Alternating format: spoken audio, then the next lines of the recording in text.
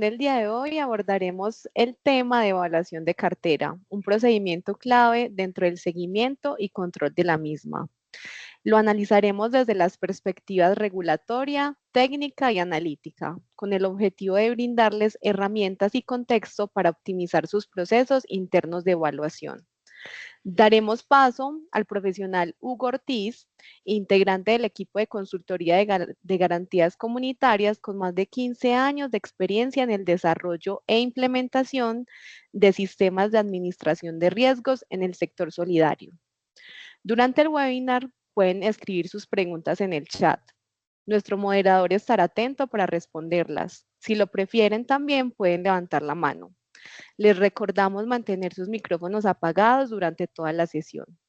En la culminación del webinar, Leandro Varela, líder del laboratorio financiero, les brindará información importante e interesa a todos. Esta sesión será grabada y su uso estará reservado exclusivamente para fines profesionales y académicos de garantías comunitarias. De nuevo, muchas gracias por acompañarnos. Gracias. Buenos días para todos.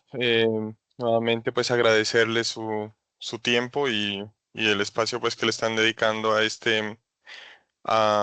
pues a estos webinars de aprendizaje. La idea y el trabajo que hoy vamos a abordar es desde el punto de vista de la evaluación de cartera, pero vamos a abordarlo desde la instrucción misma y vamos a abordarlo desde cómo en la práctica podemos desarrollarlo. Entonces, en la medida que nos dé el tiempo, la posibilidad, vamos a pensar sobre cada uno de los criterios mínimos, obviamente porque son los que establece la norma. Vamos a desglosarlos cada uno dentro de lo que está establecido por la instrucción y vamos a hablarlo desde un punto de vista de implementación en cuál es una alternativa de desarrollo en esto. Antes de comenzar, pues también me gustaría decirles que no es un trabajo pues de simplemente perspectiva propia de acá, sino que es un desarrollo que se ha venido dando desde las mismas auditorías que se han recibido por la Superintendencia de Economía Solidaria. Esto es un compendio de las observaciones que ellos han realizado sobre las metodologías de evaluación de cartera.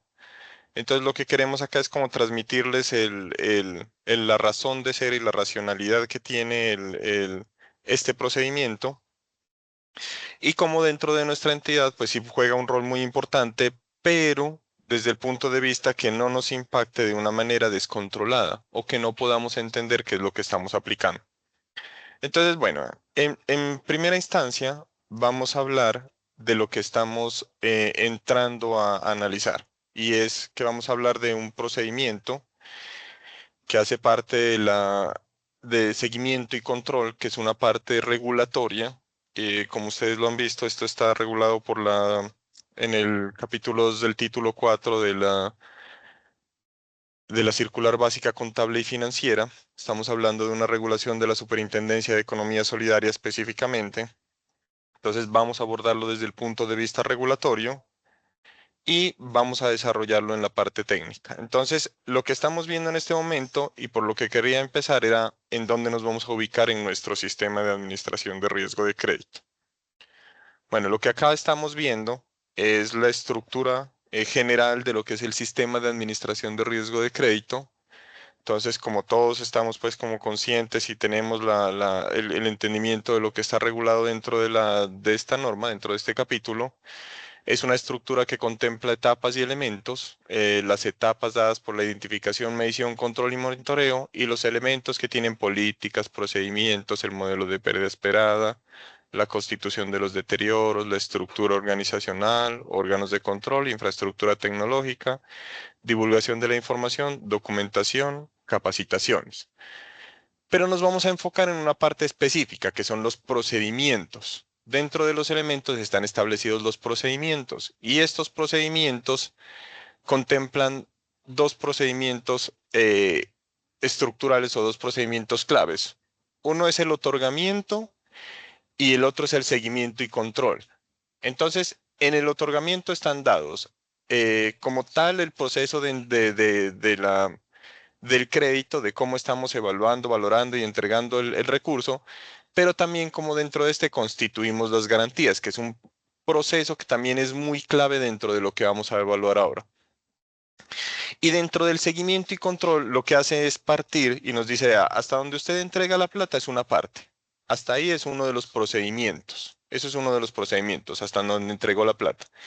Y arranca otro procedimiento que es el seguimiento y control. Y dentro del seguimiento y control tenemos el monitoreo de la cartera, que es lo que nosotros estamos familiarizados dentro de nuestro actuar como las matrices de transición, cosechas, segmentaciones de indicadores y todas estas metodologías que nos permiten ir analizando cómo evoluciona la cartera en el tiempo.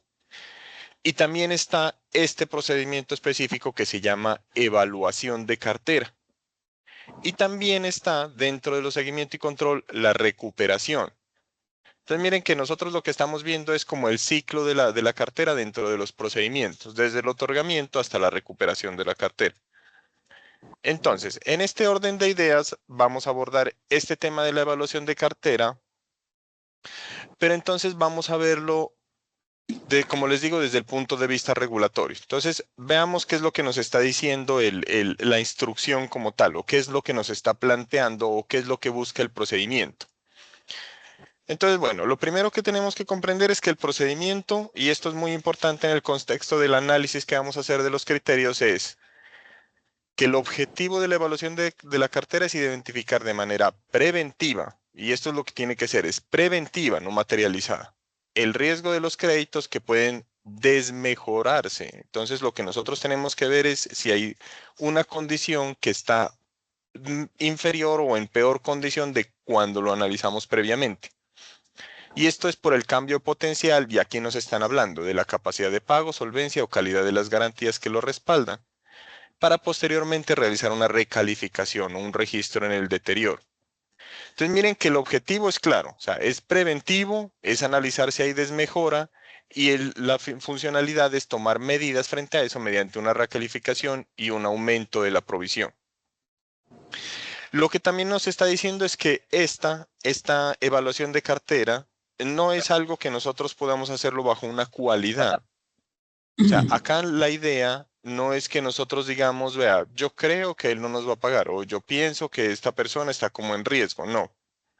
El tema es que nosotros debemos desarrollar una parte metodológica y técnica que permita analizar y permitan medir. Acá también es muy importante medir. Cuando nosotros decimos medir, lo que tenemos que llegar al punto es de cuantificación del riesgo. Entonces, lo que nosotros siempre debemos llevar en este orden de ideas es que debemos llegar a un número que nos permita determinar si el riesgo es realmente un punto que nos obligue a aumentar nuestro deterioro o a tomar medidas que nos aumenten la cobertura del riesgo. Listo. Entonces, miren que nosotros estamos viendo acá puntos claves. Es preventivo, es una condición de desmejora y hay que hacerlo técnicamente. Listo.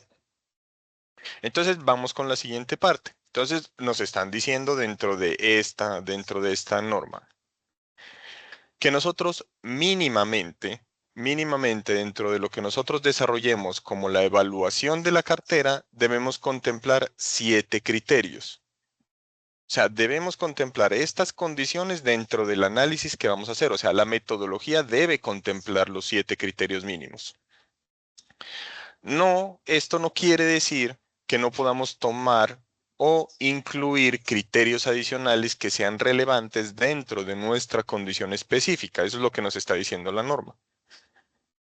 Entonces, bueno, ¿qué es lo que está pasando con este tema de la evaluación de cartera? La evaluación de cartera, lo que está buscando realmente, miren como lo veíamos, es preventivo. Preventivo, o sea, no es que esté materializado, no es que estén en mora, no es que ya estén en un impago, sino que frente a estos criterios que estamos valorando la misma obligación, y particularmente no es la obligación, sino al deudor, si las condiciones se han desmejorado bajo estos criterios, pues que tomemos medidas preventivas. Eso es lo que nos está diciendo la norma. Lo que nosotros hemos visto, y esto es lo que por experiencia nos ha tocado, pues, trabajar con la superintendencia dentro de auditorías y dentro de los avances que ellos han hecho, esto inclusive ellos lo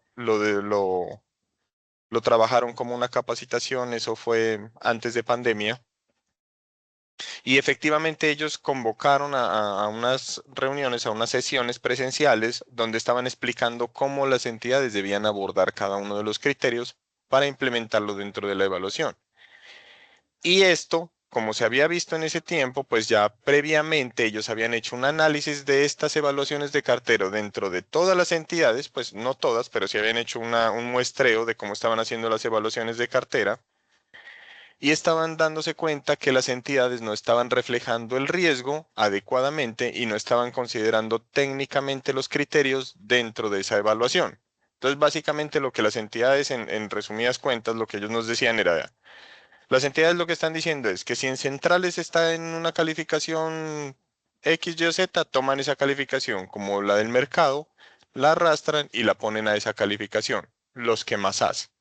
Y hay otros que dicen, no, como yo lo tengo por deducción de libranza, un tema de convenio de pago, ahí hay menos riesgo que en el mercado, entonces bajo ese criterio yo defino que no lo voy a recalificar. Entonces efectivamente ellos lo que estaban viendo es que era un tema muy cualitativo, un tema muy de percepción y era un tema que no valoraba adecuadamente el riesgo y no abarcaba los criterios que ellos estaban estableciendo. Entonces en ese orden de ideas y ellos solicitaron toda la documentación. Lo que hicieron fue revisar las evaluaciones de cartera de todas las entidades y validaron que las metodologías no hablaban con los desarrollos, los resultados no estaban valorando este tema. Y efectivamente lo que procedieron fue con una, ¿cómo se llama esto? Glosa no, es un acto administrativo. Ya es un acto administrativo que ya es sancionatorio. Claro que ellos lo hicieron jurídicamente, no lo hicieron de forma adecuada, que fue lo que les tumbó. Pero igual lo que ellos en su acto administrativo era lo que estaban diciendo era, vea, individuo por individuo, y esto recae sobre los consejos de administración y gerencias, les están diciendo, ustedes están incumpliendo una regulación, están incumpliendo con numeral, están hablando del numeral tal, del capítulo tal, de la circular tal, de la superintendencia esta, que están incumpliendo una instrucción y una obligación. Entonces esto no es opcional.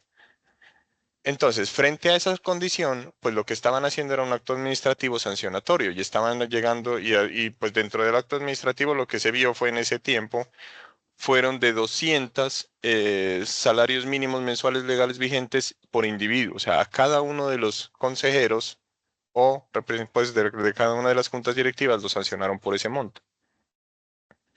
Entonces, frente a esa situación, pues obviamente hay que tener un tema de cumplimiento, porque esto es regulatorio. Esto no es un tema que nosotros podamos decir, no, eso es algo que podemos hacerlo porque tenemos, o no podemos decir, vea, como hoy tenemos la pérdida esperada ya implementada y eso ya nos impactó las provisiones y nos la subió, entonces la evaluación de cartera no debemos hacerla.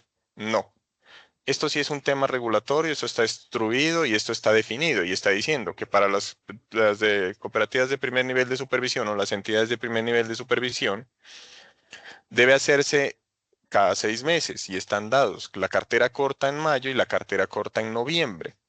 Y para los fondos o los de segundo nivel de supervisión está diciendo que es anual, mínimo una vez al año que debe hacerse. Entonces no es un tema pues que nos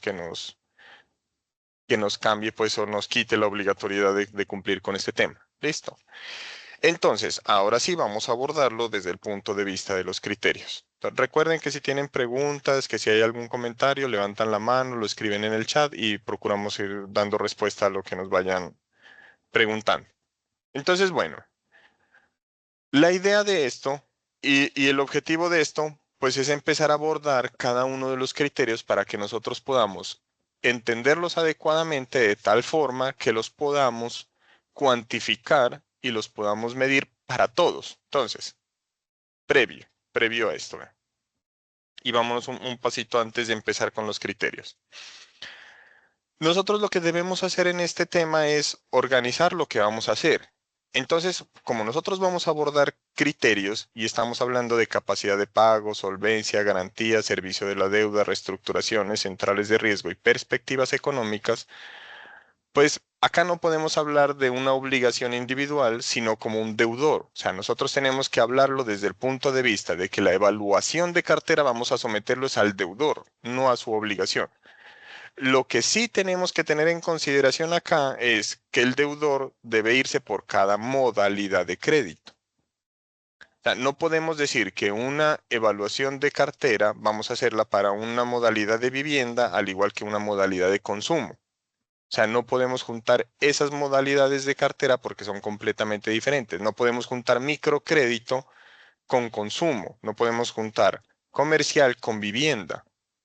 Entonces, esas modalidades de crédito sí deben separarse y nosotros debemos abordar la evaluación de cartera porque nosotros, y aquí es la explicación, vea, la capacidad de pago para un crédito de consumo, el crédito de consumo como modalidad está destinado a una persona natural para el consumo, mientras que el crédito comercial, por ejemplo, específicamente está dedicado a personas jurídicas, empresas, que lo que están haciendo es invirtiendo dentro de su operatividad. Entonces, analizar la capacidad de pago para un consumo, que es un individuo de persona natural, es muy diferente a analizar la capacidad de pago de una persona jurídica, que es una empresa. Analizar el flujo de caja de una empresa es muy diferente a analizar el flujo de caja de una persona. Entonces no podemos en ese orden de ideas, así sea el mismo representante legal que digamos está, el representante legal tiene un crédito de consumo y paralelamente tiene un crédito comercial como representante legal de una persona jurídica, pues no podemos decirle a él, le voy a hacer una evaluación de cartera para tanto el crédito de la empresa como el crédito de consumo. No, esas sí hay que separarlas. Entonces, las modalidades van independientes porque la modalidad de crédito se rige por condiciones muy diferentes, inclusive en el análisis. Entonces, eso sí hay que tenerlo en cuenta. Y la otra es que nosotros debemos definirlo es por deudor en este caso. Y vamos a irnos al caso específico del consumo, pues que es la que más general tenemos nosotros. Cuando nosotros hablamos de una modalidad de crédito de consumo y estamos hablando de una persona natural puede tener muchos créditos de consumo. Puede tener un crédito por libranza, puede tener un crédito sin libranza, puede tener un crédito rotativo, un cupo rotativo, que es de consumo, pero está dado dentro de otras condiciones diferentes. Puede tener un crédito de nómina, puede tener un crédito express, que es una plata poquita que se le presta bajo unas circunstancias específicas sobre el salario. Entonces miren que como hay tantas líneas de crédito dentro de la modalidad, entonces aquí lo que tenemos que llegar es a una consolidación. Y entonces nosotros tenemos que ver al deudor como un uno solo dentro de consumo. Entonces nosotros, para definir la capacidad de pago del deudor, pues tenemos que unificar todas sus obligaciones que tenga en el momento para poder analizarlo. Entonces, si aquí nos vamos ya no es por obligación, pues por cada una de las obligaciones que existen, sino por deudor. Entonces, los criterios de evaluación se aplican sobre el deudor. Listo. Entonces, miren que ahora sí, ya teniendo eso unificado y considerando que estamos hablando es de un deudor por modalidad de crédito, entonces ahora sí veamos cómo vamos a hacer la capacidad de pago. Entonces, lo primero que tenemos que tener en cuenta es cómo nos está estableciendo la instrucción. La instrucción nos está estableciendo que para hacer este análisis de la capacidad de pago, lo primero que tenemos que hacer dentro de la metodología es, y aquí quiero enfatizar mucho, permítanme un segundo, por favor, acá. Vamos a hacer esta parte. Permítanme, vamos a hacer esto.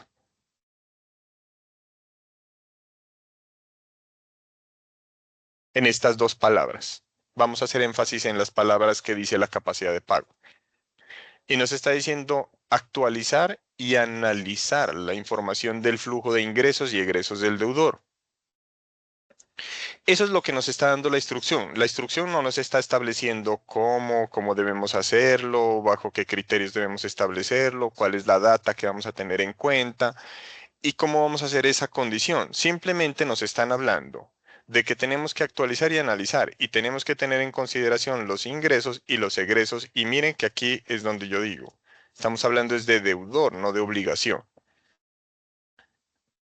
Entonces, cuando nosotros nos están diciendo actualizar y analizar, lo que nosotros debemos es aplicar esto que nos está dando la instrucción de tal forma que nos permita cuantificarlo. Entonces, ¿qué es lo que hemos hecho y qué es lo que hemos visto y qué es lo que dentro de la superintendencia en las auditorías hacían en las recomendaciones? ¿Ya?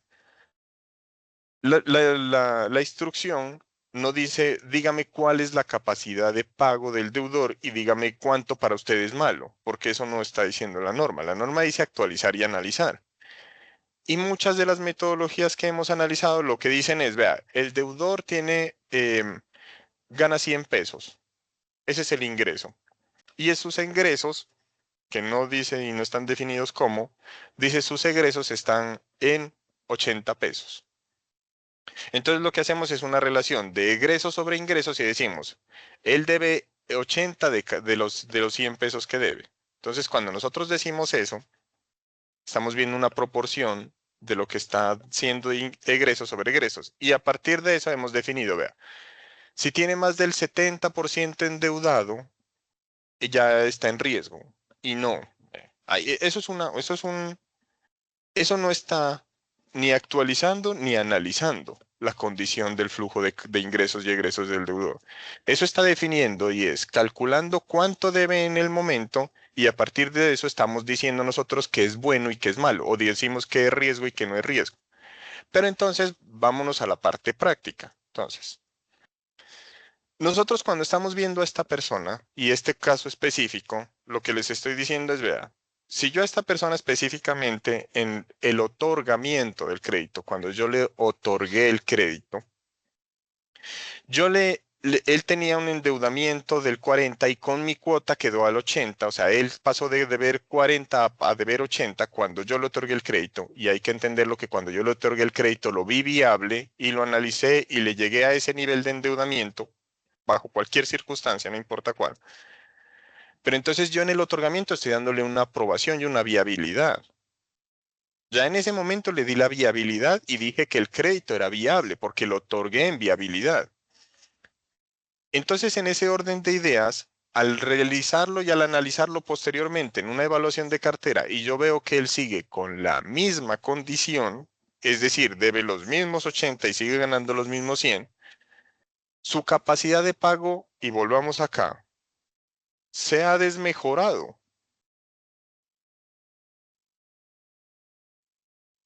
No, la condición no se ha desmejorado. Y acá la evaluación lo que nos dice es que veamos que en el cambio, si hay un desmejoramiento de esa condición, no nos está qué tan endeudado está hoy, sino que en el cambio, en la evaluación periódica o entre el otorgamiento y la evaluación, si la condición se ha desmejorado. Eso es lo que nos está pidiendo o eso es lo que nos está diciendo eso es lo que nos está pidiendo la instrucción. Y miren que acá dice actualizar y analizar. Entonces, lo que nosotros, en términos prácticos, lo que nosotros debemos hacer es comparar en este punto. Entonces, la capacidad de pago lo que nos pide dentro de la instrucción es decir, vea, ¿cómo yo actualizo? Yo tengo que comparar cómo estaba antes y cómo está el corte de mi evaluación. Y si en esa comparación, porque ahí estoy analizando, se ha desmejorado, ahí sí le doy un criterio de riesgo a la capacidad de pago. Pero en el caso contrario, no. No, porque él no ha cambiado. El hecho de que él esté antes a 80 y hoy sigue a 80, él no ha desmejorado su capacidad de pago. Él sigue con la misma condición. Entonces miren que esto es potencial y eso es lo que también les decía. Ahora vámonos a otro caso.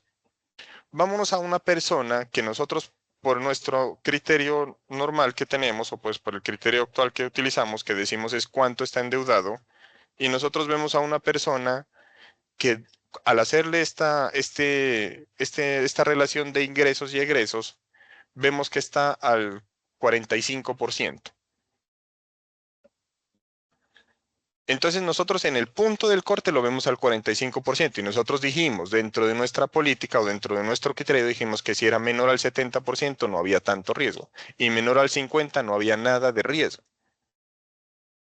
Entonces nosotros ahí estamos diciendo que la persona no tiene riesgo. Ahora, Cuando nosotros vemos la comparación y vemos a esta misma persona, pero lo vemos en el punto anterior, es decir, en la anterior evaluación de cartera o en su defecto cuando le otorgamos el crédito, y digamos que le otorgamos el crédito hace 3 meses, entonces no alcanza a hacerse dentro de la anterior evaluación de cartera, sino hace 3 meses, y cuando le otorgamos estaba endeudado solamente al 10% con nuestro crédito, y en este momento que estamos haciendo evaluación, en menos de 3 meses ha incrementado su condición o se ha endeudado o sus egresos han llegado hasta casi la mitad de su ingreso. Entonces miren que ahí sí podemos decir que hay potencialmente riesgo, porque él ha desmejorado su capacidad de pago. Eso es lo que estamos buscando acá. Entonces miren que acá el tema práctico, el tema, eh, el tema de la evaluación de cartera, lo que nos está buscando es definir una comparación en este caso de lo que es su relación de ingresos y egresos en un punto anterior frente al punto de corte de la evaluación de cartera. Eso es lo que está buscando. Entonces, ahora sí. Y aquí ya viene la parte más, digamos, complicada, porque ese principio es fácil, pues yo como, pues, para mí es sencillo. Yo les digo, vea, deme los ingresos y los egresos de la persona cuando le otorgó el crédito y ahora le voy a recalcular esos ingresos y egresos a este punto de corte y voy a ver si se ha desmejorado. Eso es sencillo. Eso no tiene pierde, es sumar y restar y dividir. Listo. Entonces, si no tiene pierde, ¿por qué es tan complicado? Porque nuestras políticas de otorgamiento generalmente son diferentes a nuestros registros de datos dentro de la base. Me explico. Cuando nosotros hacemos el otorgamiento del crédito, generalmente, o pues dependiendo de las políticas, no es generalmente, dependiendo de las políticas de la entidad, yo puedo decir, vea, mi análisis de capacidad de pago, y miren que estamos hablando de la capacidad de pago para el otorgamiento, yo solo tengo en cuenta su salario base y solamente tengo como egresos sus obligaciones financieras. Entonces, en ese orden de ideas, ¿qué pasa? Si una persona que tiene comisiones, si una persona que tiene ingresos por arriendos, por otros ingresos, yo simplemente estoy desestimando esos ingresos, pues por la condición del otorgamiento, pues por el análisis del otorgamiento. Entonces, ¿qué pasa? Mi capacidad de pago en el punto del otorgamiento va a diferir a la capacidad de pago que yo vaya a realizar cuando estoy haciendo la evaluación de cartera, porque en la evaluación de cartera yo cojo y digo, no, tráigame todos los ingresos que tenga la persona, consolídeme todos los ingresos, arriendos, comisiones y todo lo que tenga, y dividámoslo con los egresos, pero en los egresos ya no vamos a tener en cuenta los financieros, sino lo que nos debe acá. Entonces miren que ahí es donde ya difiere el punto de comparación. Ahí ya no estoy, ya la actualización pierde, porque estoy comparando cosas muy diferentes. Entonces, ese digamos que es un punto crítico donde nuestra capacidad de pago no puede diferir cuando lo otorgo a la capacidad de pago cuando estoy haciendo evaluación de cartera. Entonces hay que unificar criterios. O sea, yo cómo voy a compararle la capacidad de pago de cuando le otorgué y cómo voy a hacer las capacidades de pago o análisis de capacidades de pago posteriormente, porque eso es lo que esto está diciendo. Actualice lo que usted analizó al principio y analice si se ha desmejorado. Entonces, en este criterio, en este punto crítico, es donde nosotros ya tenemos que empezar a ver nuestros procesos. Y vean, aquí quiero regresarme un poquito y voy a irme a esta parte puntual. Y yo quiero que veamos esta partecita dentro de la norma y me voy a ir a la norma. Vean. ¿Qué es lo que nos está diciendo la norma? Nosotros estamos parados en el numeral 5.2, que son procesos de administración del riesgo de crédito. Los vimos en la estructura. Y aquí están empezando por el proceso de otorgamiento. Acuérdense que eso va en secuencia, otorgamiento, luego seguimiento y control. Cuando nosotros estamos viendo el proceso de otorgamiento, miren que dentro del proceso de otorgamiento, y me voy a ir un poquito aquí más adelante, Miren este numeral y está diciendo los criterios mínimos para el otorgamiento del crédito. Y miren lo que estamos hablando de el otorgamiento. El criterio mínimo es capacidad de pago, solvencia, consulta en centrales, garantías. Entonces miren que nosotros lo que estamos yéndonos es directamente a ver y comparar cómo frente a cómo lo otorgamos, cómo estamos en la evaluación, o sea, cómo estamos posteriormente haciendo eso. Y eso es seguimiento y control. Entonces quería ser enfático en esto porque él nos está diciendo, vea, como usted lo otorgó, tiene que compararlo en la evaluación, o sea, tiene que ir analizando cómo está la evolución de su cartera en esa condición. Y miren que estamos hablando de la capacidad de pago dentro de la evaluación de cartera. Ahí es donde nosotros tenemos que recibir el punto clave y la parte estratégica es el tema de los datos. O sea, aquí la clave es qué datos vamos a hacer en el análisis de capacidad de pago. Bueno, entonces miren que hay una situación que se ve en la práctica. Y en la práctica es, el principio es sencillo, comparar cómo estaba antes a cómo está hoy y ver si se ha desmejorado. Pero ya en la parte práctica, cuando nosotros vamos a tomar los datos anteriores, pues yo puedo compararlo con la evaluación de cartera anterior, que es una buena opción. Entonces yo puedo decirles, vea, cómo estaba en la evaluación de cartera anterior. Y yo puedo hacerlo. Veo cómo estaba en el corte, por ejemplo, ahorita vamos para mayo. Vamos a hacer corte el 31 de mayo. Entonces yo lo que hago es decir, vea, cómo estaba su capacidad de pago en noviembre, pues para el caso de las de primer nivel de supervisión, y cómo está la capacidad de pago en mayo. Como yo ya hice el cálculo de esta capacidad de pago en la evaluación anterior, pues simplemente traigo el dato y lo comparo. Pero ya en la práctica empezamos a ver otras situaciones. ¿Qué pasa con los créditos que aprobé a partir de diciembre? Entonces los que otorgué en diciembre, enero, febrero, marzo, abril, incluyendo mayo, entonces esos créditos, ¿qué? ¿Cómo estaba su capacidad de pago? ¿Cómo tengo la capacidad de pago de ellos con la evaluación de cartera? Porque en la evaluación de cartera, acuérdense que voy a hacer actualizar esa capacidad de pago. Entonces, esa situación es lo que nosotros debemos definir es básicamente los datos que vamos a tomar y la otra es de dónde extraerlos. Y eso es lo que nosotros necesitamos establecer en las metodologías, en la documentación. Porque básicamente es decir, ¿qué datos voy a tomar? Entonces, ¿qué datos voy a tomar para definir los ingresos? ¿Qué datos voy a definir para tomar los egresos? Y miren que esto no es pues en la práctica es donde uno lo ve. Si yo voy a decir, bueno, los ingresos, listo, yo tengo los ingresos. ¿Cuándo me dio los ingresos? Cuando le otorgué el crédito o cuando hago campañas de actualización de datos. Ahí tengo los ingresos de la persona actualizados. Pero entonces, ¿yo voy a tomar ese ingreso o tengo fuentes alternas que me definan cuál es el ingreso? Por decir algo, yo soy un fondo de empleados y tengo acceso a toda la base de datos de ingresos de los empleados del fondo. ¿Cuál es el dato que realmente está más actualizado en esa situación?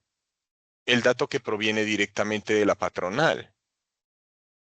Entonces miren que es diferente definir de dónde voy a sacar el dato. Entonces los ingresos, ¿los tomo de mi base de datos o el dato lo voy a tomar de una base de datos alterna?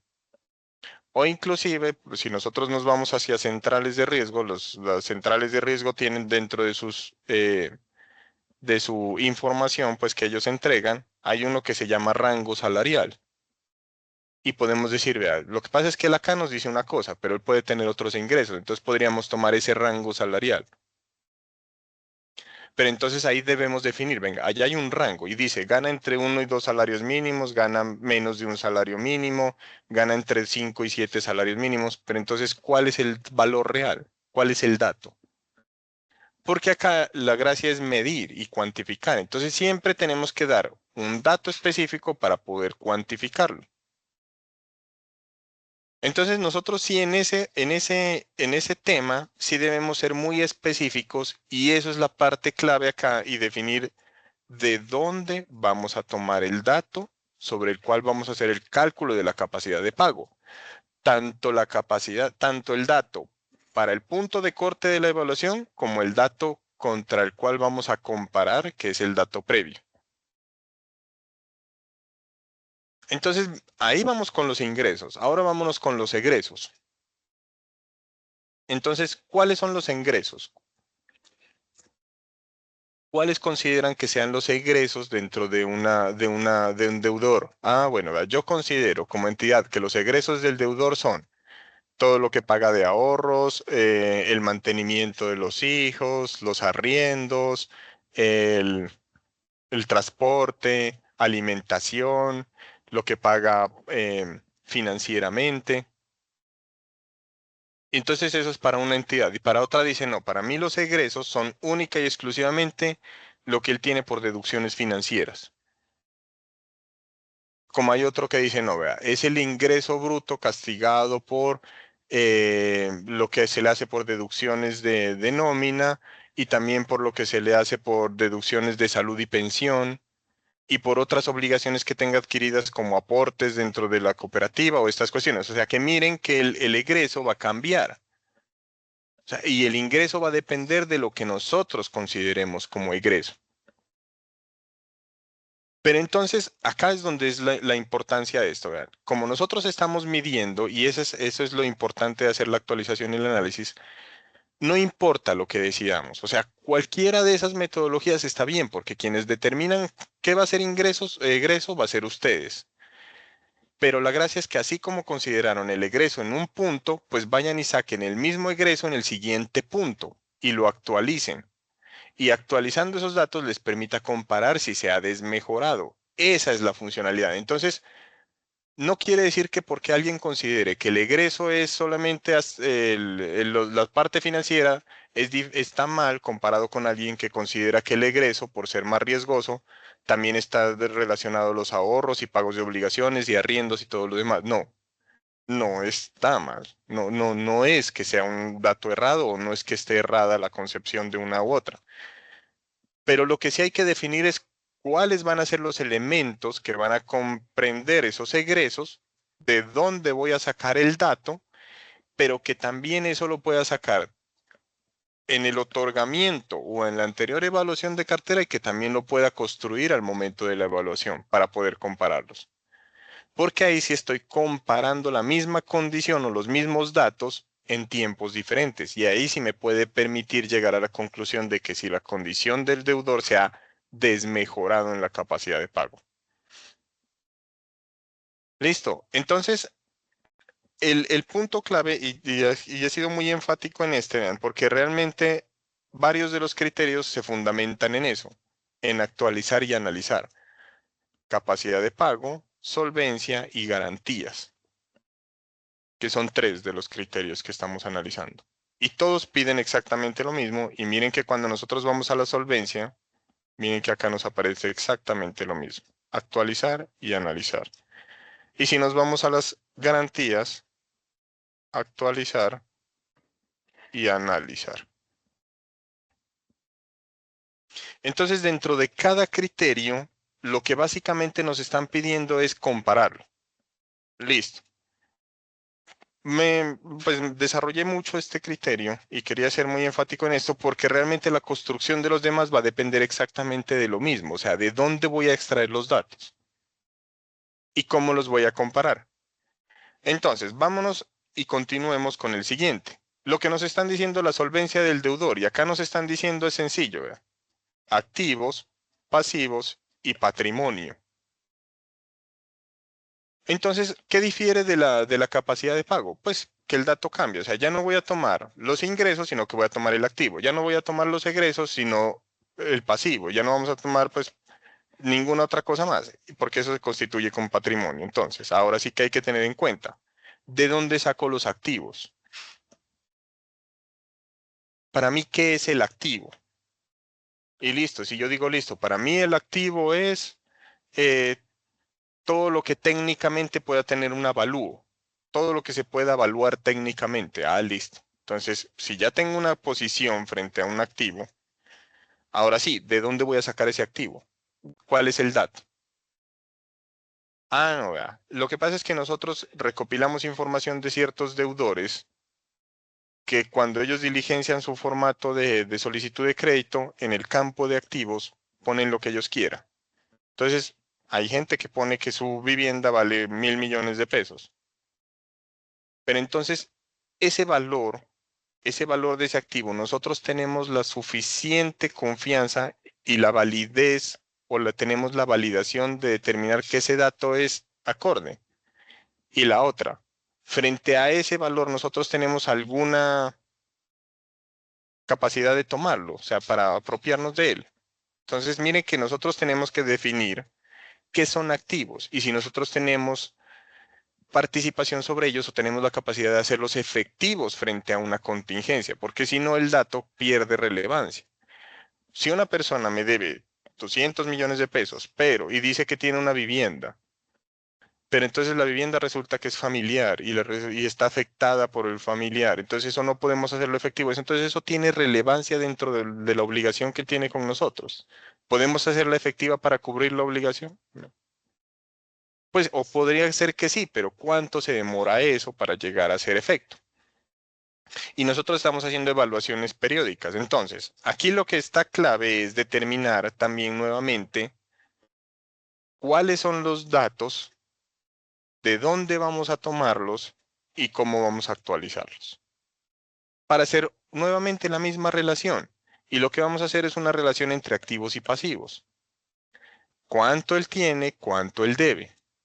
Y si esa posición en esa condición de medición se ha desmejorado de una medición hacia la otra, pues decimos que hay riesgo en el criterio, que potencialmente hay riesgo. Eso es lo que a nosotros nos permite hacer este análisis. O sea, eso es lo que nosotros hacemos y cumplimos con la instrucción que nos dice actualice el dato y analice el cambio, si se ha desmejorado. Entonces, nuevamente acá recae la solvencia del deudor. El punto clave es determinar qué datos van a componer los activos, qué datos van a componer los pasivos para poder llegar al patrimonio. Y nuevamente es ver qué tanto ha cambiado y vuelve y juega. Si nosotros tenemos bien los datos, comparar el cambio o la variación en el tiempo se nos convierte en algo mucho más sencillo, porque solo estamos viendo qué tanto cambió entre un periodo y otro. Ahora vámonos con este otro criterio, que es el criterio de las garantías. En este criterio también hemos visto y se ha evidenciado una situación muy particular y es que nosotros valoramos que el criterio es bueno dependiendo del tipo de garantía. Entonces lo que nosotros decimos es, si tiene una garantía idónea, es decir, tiene una hipoteca, tiene una prenda de un vehículo, Para mandar a la cámara de si comercio. nosotros tenemos eso, Manu, ¿me ayudas por favor con los micrófonos? Dime que te ha tocado ser tanto. Toca voltearme. Esa parte de... Gracias. Entonces, bueno, lo que nosotros estamos viendo aquí con las garantías es que lo que se dice en el criterio, como se ha construido múltiples veces, es la garantía si es idónea, si tiene una hipoteca es buena. Entonces ahí no hay riesgo. Si dice que tiene o si no tiene garantía, decimos que la garantía no es buena y decimos que hay riesgo. Pero en términos prácticos, vuelve y juega. Miren que cuando nosotros hicimos el otorgamiento, lo definimos sobre un tipo de garantía. Y eso es una condición inicial del crédito y esa no cambia en el crédito salvo por una reestructuración. Entonces, ¿nosotros qué tenemos que tener en cuenta? La garantía es igual durante toda la vida del crédito, en principio. O sea, solo cambia cuando hay reestructuración o puede cambiar cuando hay una reestructuración. Pero realmente el tipo de garantía está amarrado al crédito desde el otorgamiento. Entonces no podemos decir que si lo otorgué sin garantía, eso quiere decir que yo tengo una mala, pues, no tengo un respaldo. Porque eso no es lo que está pidiendo la instrucción. Lo que está pidiendo la instrucción es que hay que actualizar conforme cada garantía, y aquí también hay que ser enfáticos, conforme a los procesos de administración de estas. Y aquí voy a hacer un paréntesis muy grande en esto. Estos procesos de administración de las garantías están establecidos en el otorgamiento. Y voy a volver acá a la norma. Permítanme, por favor. Y nosotros tenemos que regirnos porque la instrucción de evaluación nos está refiriendo a esto. ¿Verdad? Las garantías que respaldan la operación son necesarias para calcular las pérdidas esperadas en el evento de no pago y por consiguiente para determinar el nivel de deterioro. Ahora, miren que acá hay una parte dentro de la norma que es esta. ¿Verdad? Las organizaciones solidarias deben estimar los potenciales costos de su realización, los requisitos de orden jurídico necesarios para hacerlas exigibles y tener en cuenta las siguientes instrucciones para establecer el valor de la garantía, tanto en el otorgamiento como en la actualización. Eso sí tenemos que tenerlo en cuenta. Miren que acá nos están diciendo que acá en el otorgamiento nos están diciendo cómo actualizarlas. Y miren que acá está diciendo, inclusive, miren que acá dice, el valor de una garantía sobre inmuebles al momento del otorgamiento corresponde al obtenido mediante un avalúo técnico. Y acá está diciendo que es un avalúo técnico. Y acá dice la vigencia, que dice que dura 1 año para este tipo de destinados a vivienda. Y dice, se deberá actualizar anualmente teniendo en cuenta los siguientes mecanismos. Y acá nos están diciendo la forma como debemos actualizarlos. Y aquí hablan de diferentes cosas, ¿verdad? Para bienes inmuebles en Bogotá, para inmuebles fuera de Bogotá. Y utilizamos estos o estos, que es el IBP del DANE o este otro, para actualizar el valor. Entonces nosotros tenemos que estar actualizando los valores. Y por eso dentro de la instrucción, dentro de la evaluación de cartera, miren que si nosotros volvemos, y si nosotros volvemos aquí, lo que nos está diciendo es actualizar conforme a los procesos de administración de estas y analizar liquidez, idoneidad, valor y cobertura. Entonces, lo que no nos está diciendo el criterio, no nos está diciendo que el tipo de garantía es bueno. ¿Qué tipo de garantía tiene la obligación para decir que es bueno o que el criterio de evaluación es bueno? Lo que nos está diciendo es que si la condición de la garantía se ha desmejorado. Entonces, para eso tenemos que haber aplicado unos mecanismos de actualización de los valores de las garantías para poder determinar en cada evaluación si esto se ha desmejorado. Jason, por favor, dale.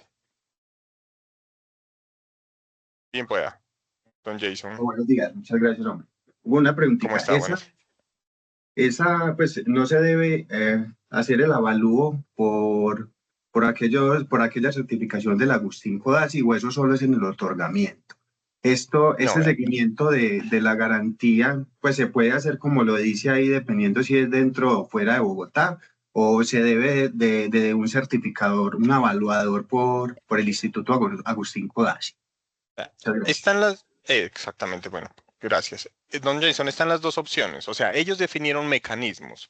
Y como ellos saben que el costo de actualizar este tema de las garantías es tan elevado por avalúo, porque hacer un avalúo de una vivienda no es barato, y eso nosotros como entidad pues no podemos, pues realmente sería un costo que si nosotros asumimos es demasiado alto, y nosotros diciendo cada año vamos a hacerle avalúo a todas las viviendas que tenemos, por un tema de actualización de un dato, pues se nos convierte en un costo muy grande. Entonces ellos definieron otros mecanismos, que son estos que acabamos de ver dentro de la norma. Volvamos acá.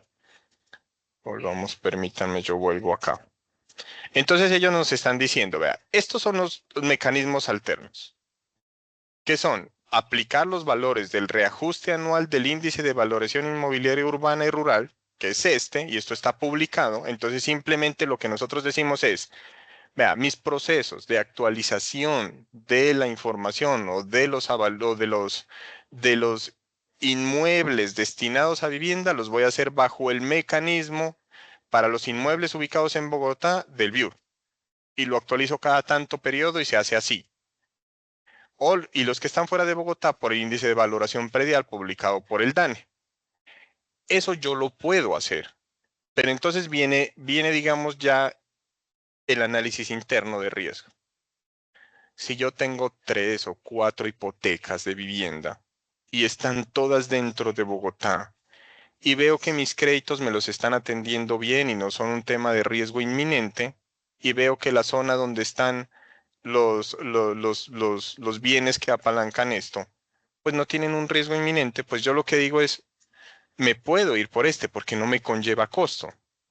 Pero si yo veo que tengo 200 casas o bienes inmuebles dispersos por muchas partes del país, que están apalancando una cantidad de recursos muy importante, con un indicador de mora muy importante, entonces si yo ya estoy viendo esa situación, entonces yo ya podría determinar, no vea. Ante esta situación, y ya que estamos viendo que el índice de morosidad está afectado y estamos viendo que nuestras viviendas que apalancan las obligaciones están en zonas que está, por ejemplo, migrando mayor riesgo de guerrilla o está pasando un riesgo de invasiones de gente de habitantes de calle que devalúa el sitio. Entonces, ante estas circunstancias, sí se puede tomar una medida y decir, vea, deberíamos invertir una plata y hacer un avalúo técnico de estos inmuebles para ver cómo está cambiando la cobertura. Entonces, realmente acá las alternativas están. Las alternativas están definidas por la instrucción. Miren que nos dieron un mecanismo que es básicamente gratis, que es un dato que está publicado comercialmente y está publicado libremente y abierto. Entonces, podemos utilizar ese dato, pero debemos definirlo, y ahí es donde cobra la relevancia las personas de cartera y de riesgos, donde su análisis de la cobertura de la garantía sobre los inmuebles define cuál es el mejor mecanismo para actualizar los valores. Entonces, no es tan simple como yo le diga, no, sí, vea, vaya y coja esto, y yo desconociendo el estado de su cartera. Eso hay que tenerlo en consideración. ¿Que los mecanismos están dados en la norma? Sí. ¿Que hay un mecanismo que no conlleva un costo significativo? Sí. Pero sí hay que tener en cuenta que nosotros debemos definir unos procedimientos internos de actualización de esos valores, porque eso, y acá sí hay que definir, hay que hacer un llamado a la parte de riesgos y a la parte de gerencia. Cuando se constituyen estas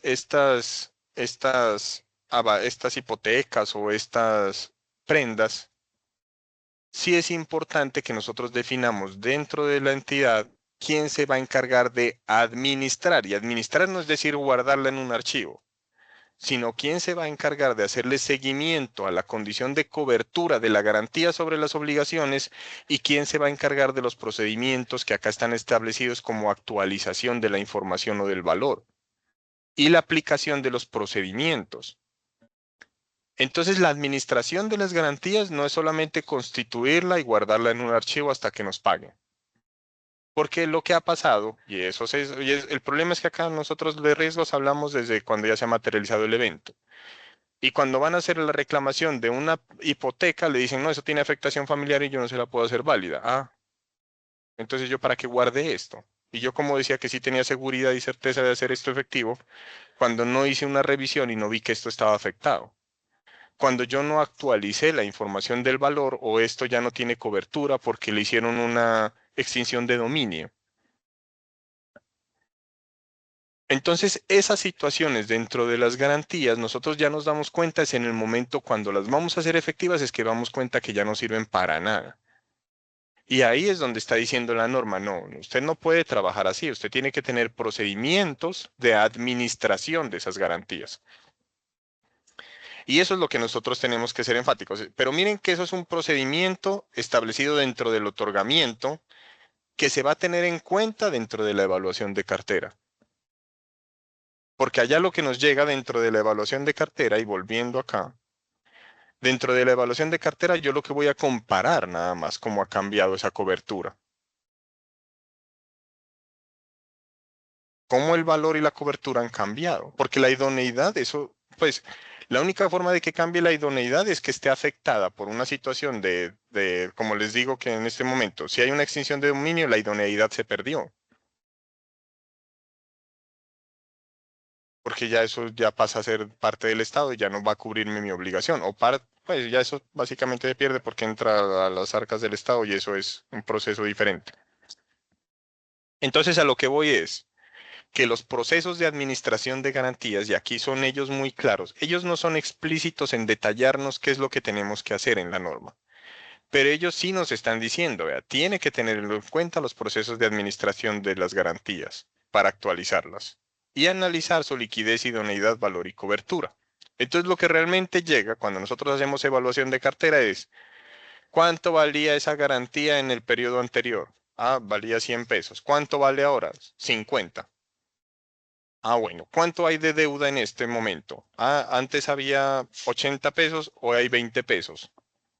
Entonces, ¿qué hago yo? Una relación de cobertura. Cuando yo la otorgué, pues cuando yo la constituí al principio, entonces decía que valía 100 y debía 50, entonces la cobertura es del 50, perdón, del 100%. Cuando yo la estoy viendo acá y estoy comparando ya un 20 sobre un 50, miren que el valor bajó, pero la deuda también bajó. Y aquí hay inclusive una mayor cobertura, porque está pasando del 100, ¿qué es? 100, casi el 150% de cobertura. Y miren que el valor de la garantía bajó, pero la deuda también bajó. Entonces, esa relación de cobertura sobre la obligación es la que a nosotros nos define si se ha mejorado o desmejorado la cobertura de la garantía. No es que sea que porque yo tenga hipoteca tenga una garantía, que el criterio de evaluación de cartera dice que los que tienen garantía hipotecaria son buenos. Listo, no sé, don Jason, si fue clara la respuesta o hacemos alguna otra claridad en este tema. Sí, señor, muy claro. Muchas gracias, Hugo. Perfecto. Entonces, continuemos con este tema. El siguiente criterio que nosotros tenemos que tener en consideración es el servicio de la deuda. Este ya no, miren que acá ya no aparece de ese de actualizar y analizar. Aquí lo que nos dicen es que nosotros debemos valorar la atención oportuna de todas las cuotas. Entonces lo que nosotros debemos saber es cómo ha pagado en el periodo o entre los periodos que estamos evaluando. Aquí no hay, y eso sí hay que reiterarlo, ellos no definen cómo. La norma o la instrucción no define cómo vamos a hacer esta cuantificación del riesgo. ¿Cómo nosotros definimos si hubo una atención oportuna de todas las cuotas? El cómo no está acá.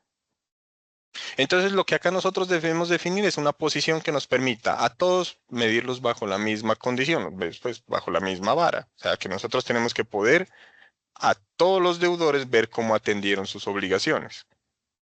Entonces, hay una forma simple de hacer esto. Y esta forma simple es ver los días de mora con que atendieron o pagaron la situación.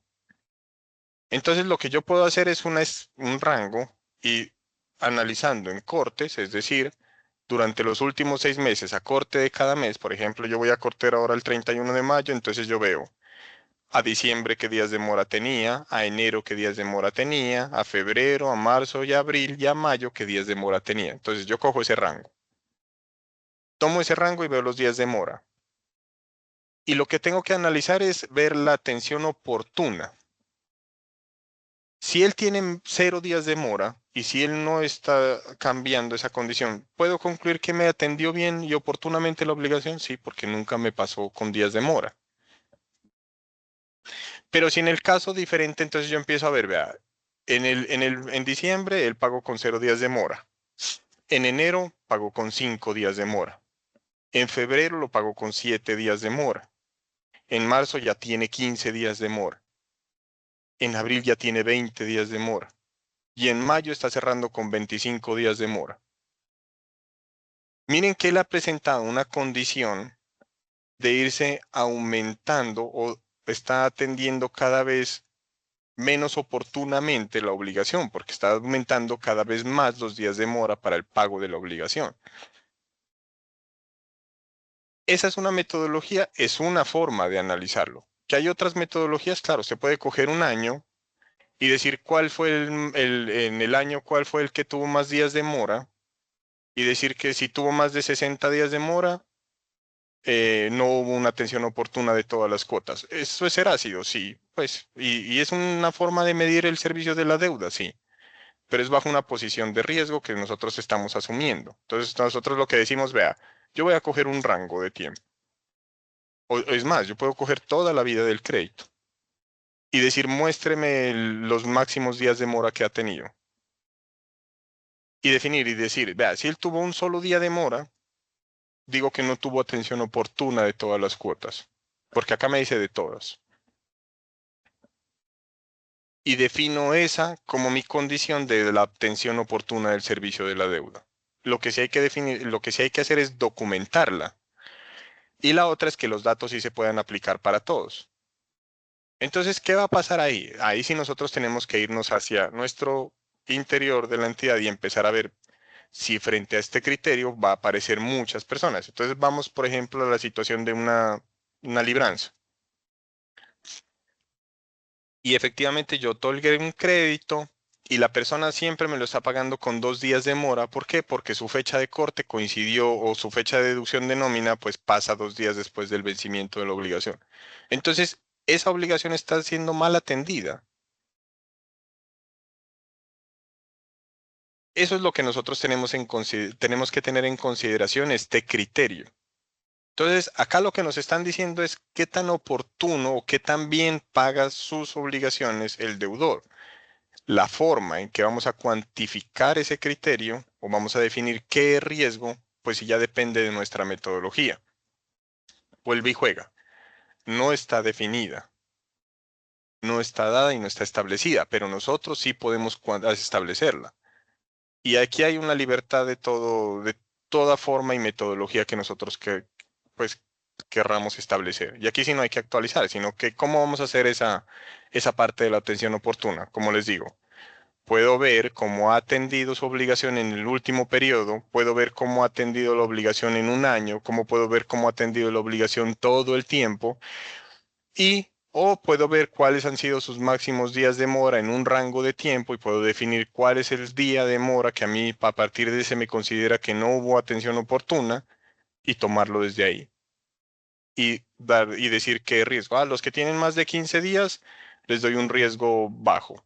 Los que tienen más de 30 días, que han presentado más de 30 días de mora en un periodo, les doy un riesgo medio. Y los que han presentado más de 60 días de mora, les pongo un riesgo alto. ¿Se puede hacer? Sí. Porque la metodología es completamente abierta dentro del análisis. Solo dice valorar la atención oportuna. Y ahí si es valorar, puede ser uno. Lo que hay que definir es cuantificarlo. O sea, ¿cómo la vamos a cuantificar en este caso? ¿Listo? Entonces, ese es el otro criterio. Pues dentro de los otros criterios hablamos de las reestructuraciones. Y nosotros también hemos visto que las reestructuraciones se han estado definiendo como un riesgo cuando la persona tiene la condición de reestructuración. Entonces, ¿qué dicen las metodologías? Si está reestructurado, tiene riesgo. Y ahí le dan un puntaje y le dan un valor a este criterio. Pero entonces, ¿qué pasa? Vamos y si nos devolvemos en la norma, esto no nos está diciendo si la condición de reestructurado o sea, pues su naturaleza de reestructurado ya es riesgosa, pero no nos está diciendo que por ser reestructurado estamos dentro del criterio de evaluación. Entonces él nos dice analizar el número de veces que el crédito ha sido reestructurado. Entonces, ¿qué pasa? A ver. Dentro de las condiciones que nosotros hemos visto, este criterio se puede valorar desde el punto de vista de verlo cómo estaba la condición anterior, es decir, vuelve y juega, si yo comparo. Porque el tema es ver si se desmejoró. Si yo paso de un periodo que es, vamos otra vez, estamos a corte del próximo 31 de mayo y veo que en noviembre él no tenía reestructuraciones, o sea, él estaba normal atendiendo su obligación. Y veo que en el siguiente caso, o sea, al corte de 31 de mayo, en febrero o marzo, él dijo, me quedé sin trabajo, necesito reestructuración. Y allá pidió la reestructuración de la obligación. Entonces, ¿qué va a pasar con el número de veces que el crédito se ha reestructurado? Va a pasar de 0 a 1. Y ahí sí hay un cambio. Y ahí podemos cuantificarlo. Entonces, lo que nosotros podemos decir en el criterio es que pasó de 0 a 1. Veamos otro caso. Si una persona ahí fue a mayo. Entonces yo ahí, en ese punto, a él sí lo reestructuré. Miren que yo lo reestructuré en febrero o marzo, reestructuré el crédito y efectivamente le cambié la condición. O sea que ahí estoy teniendo en la evaluación de cartera que hubo un cambio dentro de su condición y eso es un riesgo potencial. Pero entonces vámonos al siguiente periodo. Entonces proyectémonos un poco más y vámonos hasta noviembre. Después de esa reestructuración de febrero, de marzo, él viene atendiéndome perfectamente la obligación porque normalizó y está pagando y cumpliendo adecuadamente con sus obligaciones. En noviembre, que yo voy a hacer corte, él va a tener la misma condición de reestructurado. ¿Por qué? Porque las reestructuraciones duran 12 meses por instrucción. A 24, si no estoy mal, 24 es la condición de reestructurado. Entonces, ¿qué quiere decir? Que él durante 2 años va a tener la condición de reestructurado. Entonces, ¿qué va a pasar en noviembre? Él tiene la misma condición de reestructurado. Y le voy a decir en esa evaluación de noviembre, a pesar de que él me está atendiendo bien la obligación, que por ser reestructurado tiene riesgo potencial. No, porque el número de veces no ha cambiado. Miren que si yo comparo el número de veces, el número de reestructuraciones en mayo fue de 1 y el número de reestructuraciones en noviembre fue de 1. ¿Qué va a pasar ahí? No ha habido desmejoramiento. Cosa diferente es que si una persona por allá en junio otra vez dijo, no, definitivamente el nuevo trabajo no me da, tengo que volver a pedirles, definitivamente el ingreso se me bajó, necesito volver a mover el plazo y vuelvan a reestructurarme la obligación. Entonces cambia otra vez las condiciones y miren que ahí sí va a pasar de 1 a 2. Entonces, si yo comparo el número de veces que la obligación fue reestructurada entre las evaluaciones, o desde el otorgamiento, pues obviamente en un otorgamiento no va a haber una reestructuración, no entra reestructurado. Entonces, si comparo el número de veces, pues es más fácil analizar el criterio. Y lo que voy a decir es, en términos prácticos es, si aumentó el número de reestructuraciones, pues hay riesgo. Si no, no. Entonces, digamos que este criterio es más simple desde que nosotros tengamos el contexto claro de lo que es la condición de reestructuración y estamos cumpliendo el número de veces que el crédito ha sido reestructurado. Y comprendiendo adecuadamente que la condición de reestructuración dura 2 años. Entonces no podemos, él no va a cambiar entre evaluaciones de cartera todo el tiempo de reestructuración. No va a cambiar esa condición durante 2 años. Listo. Entonces hasta ahí vamos con estos criterios. Vamos con el siguiente criterio que es la de centrales de riesgo. Él lo que nos está diciendo es básicamente que veamos cómo está en el mercado. Eso es lo que quiere el criterio. Lo que busca el criterio es definirnos que va a haber riesgo si la persona en el mercado pues tiene alguna condición que está diferente a la de nosotros. Entonces muchas veces también lo que hemos visto dentro de las evaluaciones de cartera es que lo que están diciendo es que si están por fuera en calificación B, le doy un puntaje y eso le suma el riesgo. Bien pueda, don Jason. Hugo, qué pena ahí, señor. Antes de Bien pasar a pueda, estos centrales de riesgo, como también sabemos, hay créditos que pueden hacer como con otras modificaciones y terminan como reestructurados, ¿cierto? Según pues, la nueva observación que sacó la Supersolidaria. ¿Qué tratamiento le debemos dar a esos que sabiendo que si un crédito es modificado, pero su altura de mora es mayor a 30 días de mora, se marca como reestructurado? ¿Qué tratamiento le podemos dar a esas modificaciones? Bueno, vamos al concepto claramente, listo. La reestructuración como tal y en su naturaleza es que una persona me está diciendo, vea, o tengo problemas, potencialmente voy a incumplirle, o actualmente le estoy incumpliendo y necesito que me cambie las condiciones iniciales. Eso es una reestructuración. Es decir, vea, hoy no le estoy incumpliendo, pero vengo a informarle que me quedé sin trabajo. Necesito que me cambie la cuota para que yo pueda, bajando la cuota, poder seguir atendiendo la obligación. Entonces la norma dice, ante el potencial o real condición de riesgo de incumplimiento. Eso es lo que dice la reestructuración. Ahora, ¿qué dicen las modificaciones al crédito? La modificación al crédito es una condición de atención que se creó por el tema de pandemia, que lo que vieron fue una condición generalizada que lo que permite es atender a un grupo significativo de asociados para que sigan atendiendo bien la obligación. Es, digamos, cambiar las condiciones iniciales o, digamos, las modificaciones bajo una circunstancia específica generada por algo puntual que sea de conocimiento. Vamos a ejemplo. su entidad tiene un gremio significativo de camioneros y ellos vienen atendiendo muy bien sus obligaciones. Y usted tiene su cartera aprobada para esto, pero hay un paro camionero. Eso es generalizado. Entonces ahí sí puede adoptar esas modificaciones, ese cambio a las condiciones del crédito, pero es para atender a grupos. O sea, realmente esa condición se generó es para que las entidades puedan atender a grupos significativos bajo circunstancias especiales, no para atender individual. Si es individual es una reestructuración, no es una modificación al crédito. La modificación al crédito se desarrolló con la finalidad de atender grupos o condiciones de mercado específicas, por ejemplo, la pandemia, que lo que nos dijo, vea, usted ya tiene la libertad de definir unos periodos de gracia como entidad, atendiendo a qué, a un grupo que esté afectado bajo una circunstancia específica. Se derrumbó la carretera en X parte y yo tengo 20 negocios que están allá y todos ellos son con crédito conmigo. Si yo sigo en la misma condición que están hoy, me van a desatender la obligación porque no tienen cómo subsistir y yo lo que voy a hacer es perjudicarlos a todos y perjudicar mi cartera.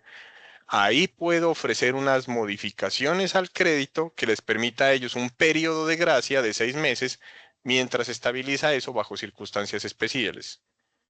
Ahí hago una modificación al crédito. Para eso es la modificación al crédito. No es que sea que yo venga y diga, vea, es que no puedo pagarle porque me quedé sin trabajo. Me va a hacer una modificación al crédito y me va a dar un periodo de gracia. Eso realmente es una reestructuración porque es individual. Ahí debería someterse porque es una circunstancia específica de un individuo, no es un tema de mercado que lo esté forzando al individuo. Ya si no venga, es que la empresa cerró y nos despidieron a todos. Ah, bueno, ahí sí podemos atender una modificación a estos créditos. Ese es el contexto que utilizan para diferenciar las reestructuraciones a las modificaciones al crédito. Entonces, ya en términos prácticos para la evaluación de cartera solo hablan de reestructuraciones. Una modificación al crédito no pasa nada. Pero ¿qué sí dice la modificación al crédito? Que si hay un incumplimiento de las condiciones modificadas, pues va a pasar a reestructurado. O sea, digamos que es un pasito antes de la reestructuración. Es como decirle, vea, yo le doy un respiro antes de reestructurarlo. Y yo lo que estoy atendiendo es una circunstancia especial con el fin de que usted no se vea afectado por una reestructuración directamente. Pero si la misma norma dice, si no atienden esto, entonces ¿qué va a pasar? Si entra en mora, pues se van como reestructurados. Y ahí sí ya entra la condición de reestructurados, que va a ser dentro de la información que nosotros tenemos disponible dentro de la entidad, que están reestructurados, que esa es la que transmitimos a la superintendencia, que se llaman modificaciones al crédito, que es un campo que le transmitimos dentro de la cartera individual y es que están con número 2. Esos son reestructurados. Si tiene 3, no. Entonces miren que nosotros tampoco podemos darnos tan duro frente a la norma. Si la norma nos está diciendo, ustedes tienen un respiro bajo un tema que se llama modificaciones al crédito, pues no vaya y considérelo esa reestructura de una vez. Cuando ya se reestructure, ahí sí ya considérelo como número de reestructuración y ahí sí lo cuenta. Y es más, dentro del reporte que nosotros hacemos a la super de cartera individual está una columna que se llama número de reestructuraciones. Entonces nosotros esa información se la transmitimos a la super. Entonces ahí está el dato. Entonces, por eso les digo, no nos vayamos tan ácidos porque pues podríamos decir, vea, si ya tiene modalidades si tiene modificaciones al crédito, se puede considerar una reestructuración dentro del criterio de evaluación y lo ponemos ahí como conteo. Y le cuento dónde están el número de modificaciones. Y si cambió el número de modificaciones, pues digo que tiene un riesgo. Don Jason, no sé si ahí está clara la respuesta. Claro, muchas gracias, señor. Listo, perfecto. Entonces, continuemos. Y sigamos con las centrales. Entonces, volviendo. Recuerden que el tema de centrales lo que nos está diciendo es si la persona está mal por fuera.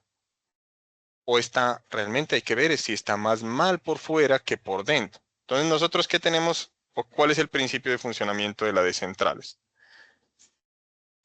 Muchas de las que hemos revisado se guían por lo que Centrales publica. Es decir, si Centrales les entrega un informe y les dice, estas obligaciones hay que recalificarlas. ¿Eso está mal? La verdad, no. Pero pero el problema es que ustedes no tienen la data suficiente o la información suficiente para dar trazabilidad a las condiciones que determinan ellos para recalificar o para dar esa recomendación, porque eso es un análisis de ellos. Entonces, quienes están analizando los datos son ellos. Uno, ¿qué criterios están utilizando para definir si una persona tiene una condición de recomendar una recalificación? Todos tenemos conocimiento de eso. No lo sabemos porque es una metodología de ellos. Tenemos el soporte del análisis que les permitió a ellos llegar a la conclusión de recalificarlo. No. Entonces, ¿qué pasa? Como nosotros carecemos de la documentación, del respaldo para definir que por centrales de riesgo hay un riesgo mayor, pues se nos sale de las manos a nosotros definir que porque tenga una calificación por fuera mala, pues tenemos que recalificarlo nosotros. Esas situaciones, entonces ahí es donde nosotros ya tenemos que tener un análisis interno de cómo vamos a hacer esto. Entonces dice, vea, requiere analizar la información que permita conocer la historia financiera y crediticia del deudor. La ventaja es que ellos en su calificación, o sea, en la que ellos definen como calificación guía, ellos hacen este análisis. Ellos tienen en cuenta la historia financiera y crediticia del deudor. ¿Por qué? Porque ese es dentro de su misión, es hacer eso para dar una calificación. Entonces ellos recopilan información de todas partes. ¿Qué pasa? Cuando nosotros, este criterio cobra relevancia para nosotros, cuando está con mayor calificación que la nuestra. Si nosotros tenemos a una persona en C y por fuera está en B, ¿eso quiere decir que la persona tiene más mal de lo que ya está atendiéndonos a nosotros? No. Entonces, ¿para qué vamos a decir que por centrales de riesgo hay un tema de que necesariamente tenemos que recalificarlo? O sea, a pesar de que esté en B.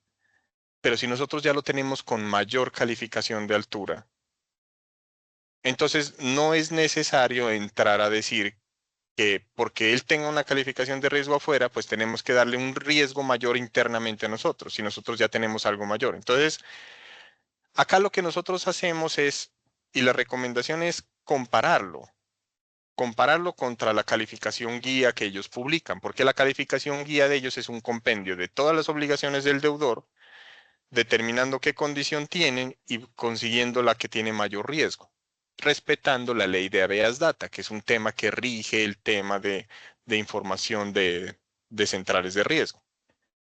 Y entonces ahí sí podemos decir, vea, yo lo tengo en B. Mi persona está con 35 días de mora en un crédito de consumo y lo tengo en B. Y cuando yo lo consulté al corte del 31 de mayo, él estaba en C, por fuera. ¿Qué significa eso? Que por fuera tiene mayor riesgo. Entonces, frente a esa situación, yo sí puedo decir, vea, como por fuera está con mayor riesgo que yo, pues tengo que darle una condición de que el criterio tiene mayor exposición a riesgo. En resumidas cuentas, acá la metodología que uno puede proponer es comparación de calificaciones. Y si la calificación por fuera es menor a la nuestra, pues obviamente yo no le voy a dar puntos buenos, porque hay un tema de rezago en la información que también puede afectar. Entonces vamos a esta situación. Voy a contextualizarlos completamente.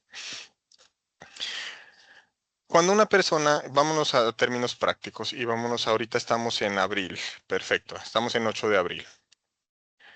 La persona al 31 de enero, febrero, marzo, al 30 de marzo, si no estoy mal, al 31 de marzo, una persona en el 31 de marzo quedó con nosotros con 35 días de mora. ¿Eso qué quiere decir? Que va a calificarse en B. Por habeas data, no por evaluación, no por pérdida esperada, por habeas data. Quedaría en B por altura de mora. Así es como lo voy a reportar yo a centrales. ¿Cuándo voy a reportar esa calificación yo a centrales? Tengo hasta el 20 de abril para entregar esa información. ¿Cierto? Yo la voy a reportar el 20 de abril. Y se la entregué a Cifin o a Data Crédito. Se la envié el 20. Al 31 de abril, que yo lo estoy consultando, digamos, los primeros días de mayo, el 5 de mayo, que yo, digamos, hago una consulta masiva, ¿con qué calificación me va a aparecer en centrales allá? Si esa es la única obligación que él tiene en el mercado. y estoy parándome el 10 de mayo, ¿con qué calificación me aparece en centrales? Con la que yo reporté del corte del 31 de marzo. Entonces, exactamente, me va a aparecer en B allá.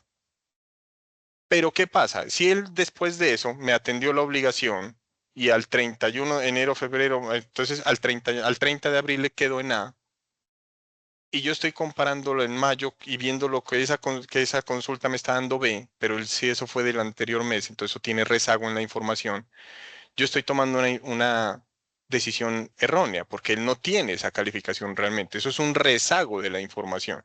Entonces yo en ese caso lo recalificaría por una calificación que tuvo previamente conmigo, que ya no la tiene.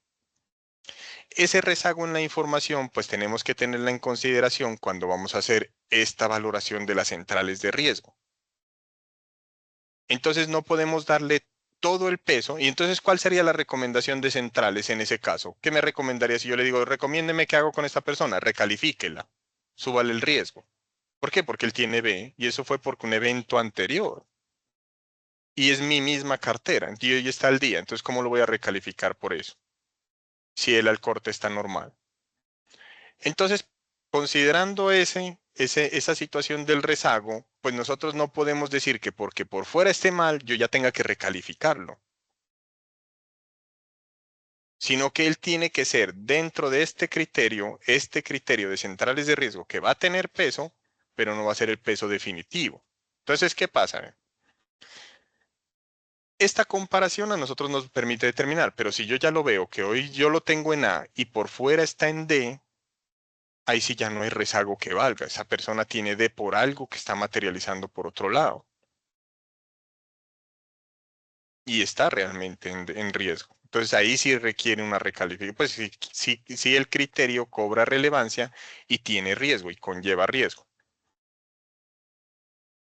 Entonces esa es la recomendación que se hace acá. No nos enfaticemos única y exclusivamente en la calificación por fuera, porque por fuera puede estar menor que la interna, sino que esta tengámosla en cuenta siempre y cuando sea mayor a la nuestra.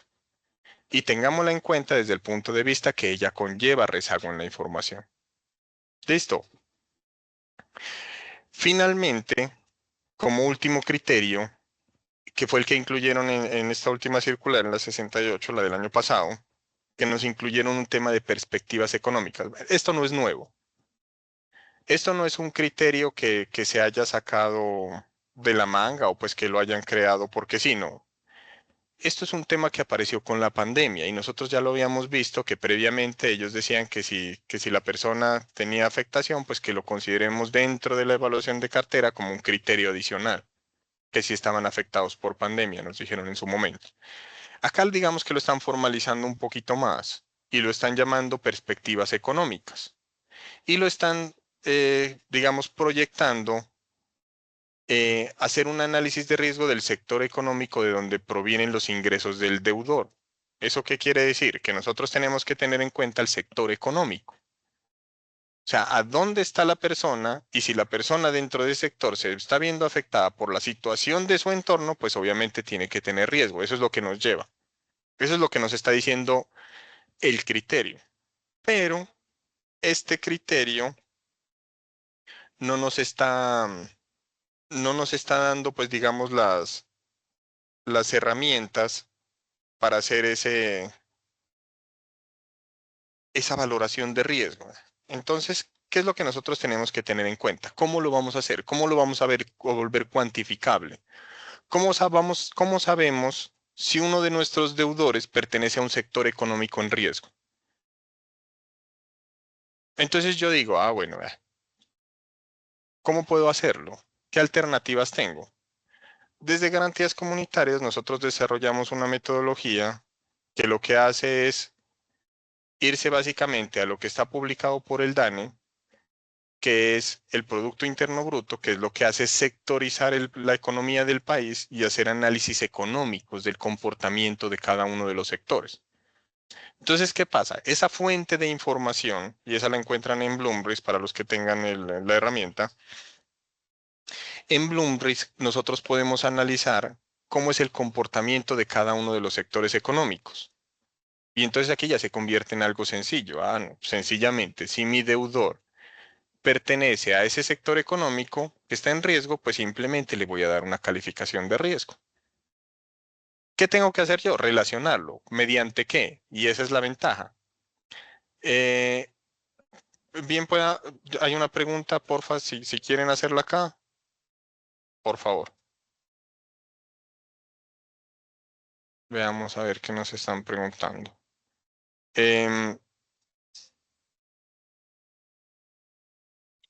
Sí, si todos están en el mismo sector y el sector tiene esa condición de riesgo, pues todos van a tener el criterio de riesgo. Bueno, ven. El hecho de que tengan un criterio en riesgo no quiere decir que debamos recalificarlos. Eso sí tenemos que tenerlo en cuenta. Y ya voy a ir al final para que concluyamos esta parte. Yo quería primero aclarar cómo es el tema metodológico dentro de cada criterio para que luego ya vayamos a la parte práctica de cómo hacerle la calificación. Entonces vamos al tema. El hecho de que tenga un criterio en riesgo no quiere decir que yo lo deba recalificar, como les decía lo de centrales. El hecho de que en centrales esté mal no quiere decir que yo deba recalificarlo de una vez. ¿Que es un criterio muy importante? Sí, ¿por qué? Porque es el que conocen desde afuera y es el que nosotros tenemos que valorar dentro de nuestra metodología. Pero no significa que por él solo debamos recalificar a una persona, sino para qué hacemos evaluación de cartera, porque lo que nos están diciendo es valore los 7 criterios, mínimamente los 7 criterios que están acá.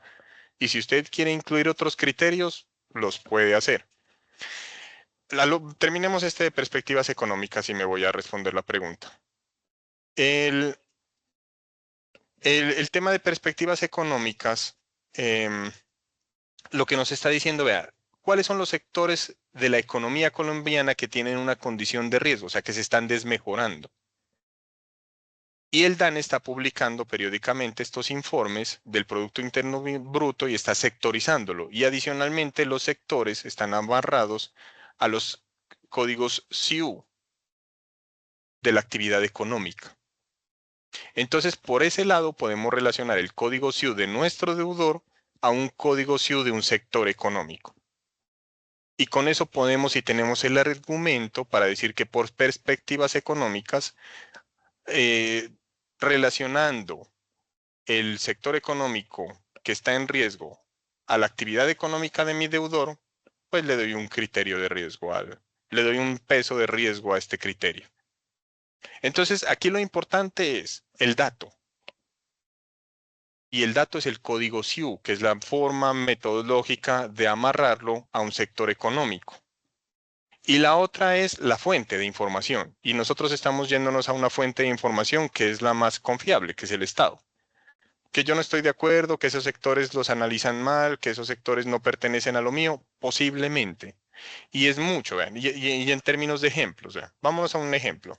Nosotros digamos, vean, el sector transporte está presentando una condición de riesgo muy grande. Y yo tengo muchos deudores que tienen actividad económica de camioneros. Entonces yo tengo que decir que ellos son de riesgo, no necesariamente, porque si mi condición particular es que estas personas de esa, pertenecen a un contrato empresarial bajo una sola empresa y esa empresa no tiene afectaciones bajo el sector económico, pues yo no tengo por qué decir que por sector económico ellos están en riesgo. Pero entonces tengo que ir más allá, que es cuando yo tenga una condición específica dentro de mi base social, es decir, cuando yo tengo muchos que pertenecen a un mismo sector económico. Pero si yo los tengo muy graneaditos, es decir, pues tengo uno que pertenece a un sector de camiones, y él yo sí sé que tiene un crédito, pero no sé si está vinculado a una empresa o no, y no me da pues para irme a revisarle específicamente si él sí pertenece a una empresa, ir a ver si la empresa está bien o mal, pues porque es un crédito que ya está evolucionando bien o que está evolucionando como esté. Entonces, eso no me justifica irme a hacer un análisis tan profundo. Pero mientras yo tenga 100 que me deben un recurso muy significativo, ahí sí no puedo utilizar este, sino que tengo que irme a hacer un análisis propio, una metodología que a mí me permita determinar que ese entorno económico de donde provienen ese ingreso de todos esos deudores, qué tan bien está. y ya no es una metodología de estas, sino que toca desarrollar una metodología más propia y de la condición que uno tiene. Entonces, acá lo que les damos son alternativas. Don Freddy, sí señor, ya enseguida por Bloomberg, ya Fabián, si quiere le escribe a Fabián y él le da el enlace para obtener el informe. Y si no, me hace el mensajito más tarde y yo ya le programo para enseñarle cómo es este tema. Entonces, en ese orden de ideas, la parte de relacionarlo a un sector económico sí nos sirve, pero tenemos que tener el código SIU. Si nosotros no tenemos el código SIU, no podemos relacionarlo a un sector económico. Y aquí vamos a tocar otro tema, nuestras bases de datos. Si nosotros tenemos unas bases de datos despobladas, desactualizadas o sin información que sea confiable, pues se nos complica hacer este tipo de metodologías. Entonces hay que ser muy enfáticos en que el dato que nosotros tengamos almacenado es sumamente relevante en esta situación. Y ahora sí, finalmente, vean, hablando de estos 7 criterios, lo que realmente ahora nos conlleva es llevarlo a la práctica. Entonces voy a mostrarles por acá, voy a compartirles cómo esto se llama un tema cuantitativo. Cuando nosotros estamos hablando de los criterios, ¿me confirman por favor si están viendo el Excel? Sí, confirmado. Listo. Sí. Miren que nosotros tenemos los 7 criterios de capacidad de pago, solvencia, cobertura de la garantía, servicio de la deuda, reestructuraciones, calificación de riesgo externa, perspectivas económicas. Pero entonces miren que acá es donde ya aparece la metodología propia.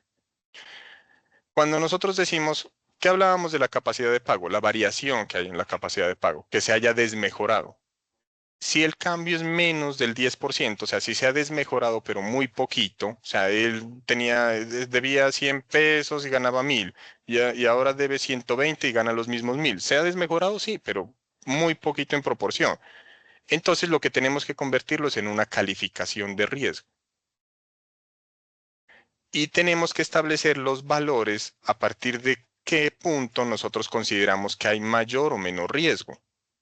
Si se ha desmejorado entre el 10 y el 20%, si se ha desmejorado entre el 20 y el 50%, si se ha desmejorado más del 50%. Y ahí es donde nosotros decimos riesgo. 0 es que no hay riesgo, 3 es que hay un riesgo inminente. Y así nos vamos sobre cada uno de los criterios, convirtiendo toda esa información de análisis en ceros, hasta una calificación de 0, 1, 2 o 3. Cuando nosotros convertimos esto, lo que vamos a hacer es ahora sí decir qué tanta incidencia va a tener cada criterio en la recalificación. Porque nosotros tenemos que decir es, vea, si nosotros estamos parados en un rango de 0 a 3, ¿cuándo voy a recalificar? Porque eso es lo que me está pidiendo la norma. Me está diciendo cuándo lo recalifico.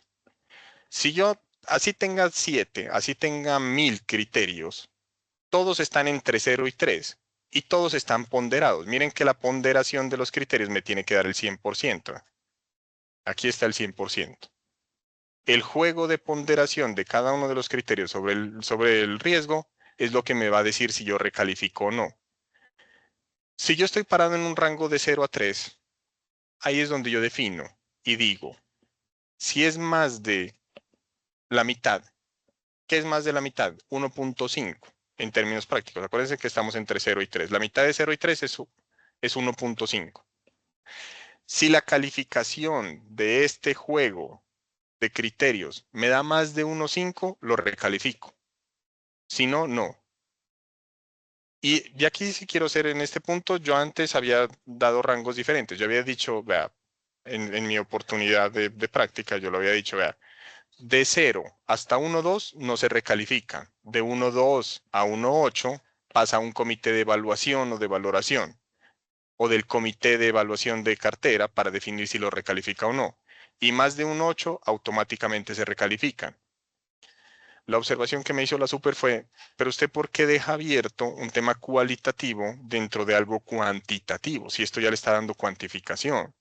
Y si va a tener en cuenta observaciones dentro de esos rangos que son cualidades, pues más bien conviértalo en un criterio que se convierta en rangos y defina lo que lo va a valorar para todos y ahí sí lo califica. Entonces, no es bueno dejar rangos cualitativos. O sea, no es bueno decir que este rango lo van a evaluar alguien.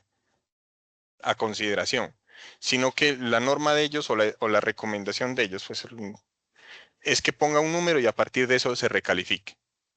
Entonces miren que acá lo que estamos diciendo, si más del 50% de esta ponderación me está diciendo que hay riesgo, yo puedo decir que lo recalifico. Es decir, que después de 1.6 lo recalifico. Pero como también puedo decir, no, vea, conociendo mi condición y mi situación y interiormente cómo estoy, lo voy a poner en 1.8, en 2, en 2.5. Pero es un tema criterio que hay que empezar a analizar. Ahora, ¿qué nosotros tenemos que tener en cuenta? ¿Cómo van a jugar estas ponderaciones? Y aquí esta sí es recomendación personal. Y aquí es donde yo les digo, en términos prácticos, si una persona por calificación externa, digamos que tiene esta condición, vean, A, C, por fuera está en C e internamente está en A, esta calificación hay que darle un peso muy grande, pero es el 40%. Si esta persona tiene solo esta condición, que por fuera está mal, el 40% de 3, o sea, esto vamos a multiplicarlo, este 3, miren, aquí está, 3 por el 40% me da 1.2. 1.2 no es más de 1.5, no se recalificaría, pero ¿bajo qué criterios? ¿Qué estoy diciendo? Que la capacidad de pago, lo que me está diciendo esa condición es que la capacidad de pago no se ha desmejorado. La solvencia no se ha desmejorado, la cobertura de la garantía está igual. El servicio de la deuda, qué importante, viene atendiéndolo bien. No ha sido sometido a reestructuraciones y no pertenece a un sector económico en riesgo. Miren que en la parte cualitativa y en la parte técnica realmente yo estoy concluyendo que una persona sí está en condiciones de estar mal por fuera y atendiéndome la obligación bien a mí. Y eso no me amerita a mí recalificarlo. Pero eso es un juego de esto. Entonces a lo que voy es que por mucho que ustedes tengan muchos criterios, la ponderación es donde ustedes deben determinar cómo van a hacer si lo recalifican o no. Técnicamente, y aquí hay que decirlo, vean, las fórmulas, la capacidad de pago en su metodología debe volverlo cuantitativo. Y esto debe aplicarse sobre una base de datos. Miren que la base de datos es la que nos da valores. Aquí construimos, miren que estamos construyendo cada una de las capacidades de pago. Estamos viendo las variaciones.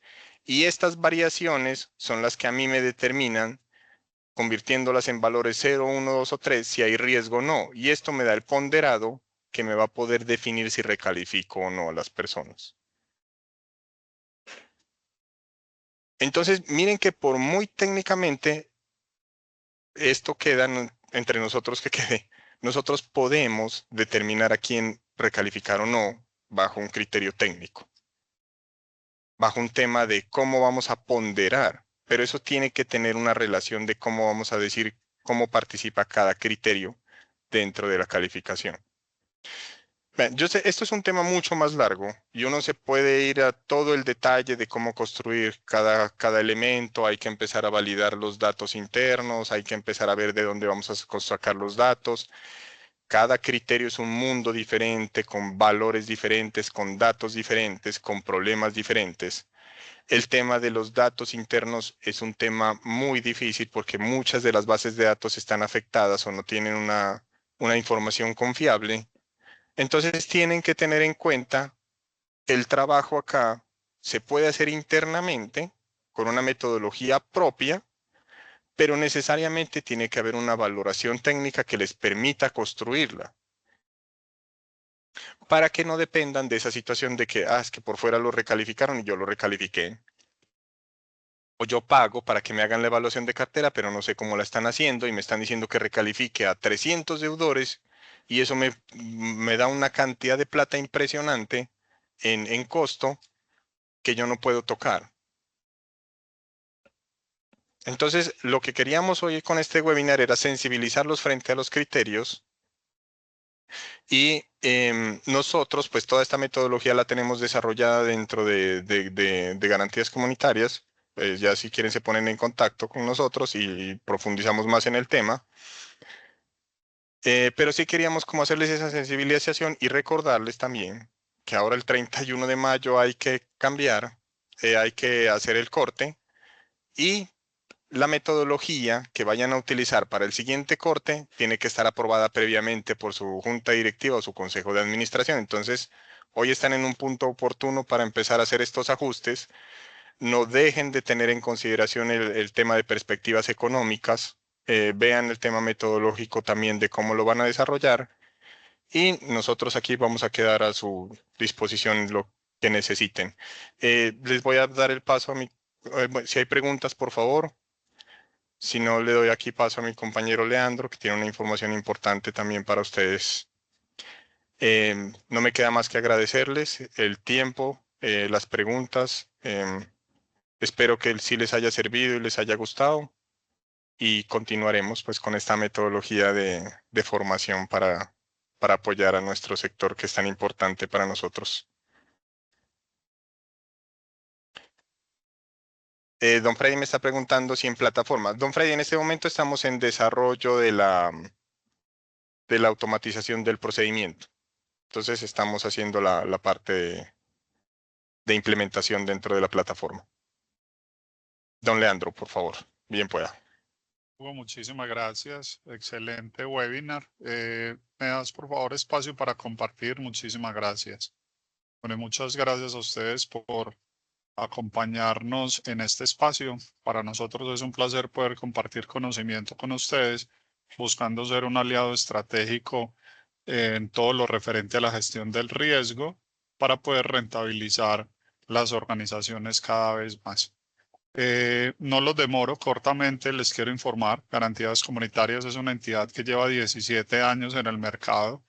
Tenemos 3 premios de calidad, premios de innovación, en los cuales nos hemos destacado por acompañar a las entidades por medio de programas de desarrollo a poder obtener los resultados, digamos, planeados en la ejecución de crecimiento de cada una de las organizaciones.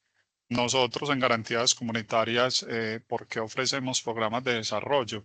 Porque estos programas están conformados por una excelente oferta de cobertura en riesgos.